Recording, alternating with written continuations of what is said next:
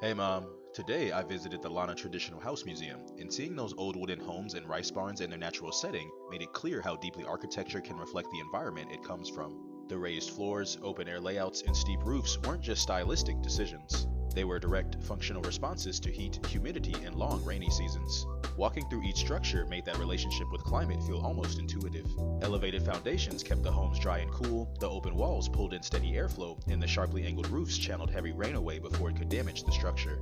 These weren't features added for visual effect. They were solutions shaped by decades of observing how weather interacted with daily life. Moving through each space, I could feel how the builders allowed the land and climate to dictate the most effective choices. It showed how efficient things become when design doesn't try to overpower the environment, but instead adapts to it. At the same time, the architecture carried a quiet but strong expression of cultural identity. The way the houses were grouped, the orientation of each building, and the separation of functional areas all reflected a worldview shaped by tradition, family roles, and community values. Kitchens weren't just practical, they reflected cooking as a shared experience. Rice barns placed prominently weren't accidental, they symbolized stability, prosperity, and the central role of agriculture in daily life.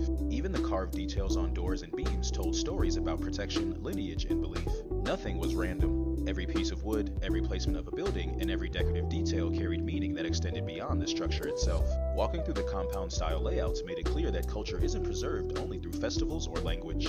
It's preserved in ordinary routines, in how living spaces are organized, and in the small decisions repeated over generations. Being in this environment also highlighted how closely life once operated in rhythm with nature. The elevated barns protected rice from moisture and allowed airflow to prevent spoilage, directly responding to the challenges of the region's climate. Wide roof overhangs created shifting pockets of shade that supported daily tasks throughout the day, without the need for artificial comfort. The use of wood, bamboo, and natural fibers meant homes changed alongside the seasons, requiring upkeep that aligned with natural cycles rather than fixed schedules. This created a lifestyle paced by the environment, where tasks were timed with weather, harvests, and daylight rather than external pressure. The museum made it clear how easy it is for that kind of awareness to fade. Modern design often ignores the climate entirely and relies on technology to compensate. Cultural patterns can become secondary when routines no longer reflect the values that once structured them. And daily life can drift further from nature when everything is built to be insulated and controlled. Seeing the Lanna houses put that contrast into perspective. It suggested that alignment isn't something abstract.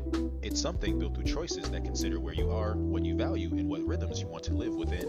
Environmental awareness makes routines more efficient and sustainable. Cultural awareness gives decisions depth and continuity. And awareness of natural patterns creates steadiness that's hard to find in fast-paced settings. The Lanna houses reminded me that living with greater awareness doesn't require drastic change. It simply requires recognizing the context around you and letting it shape the way life is built. I ate dinner at the market and that was it for my day. Okay, love you. Bye.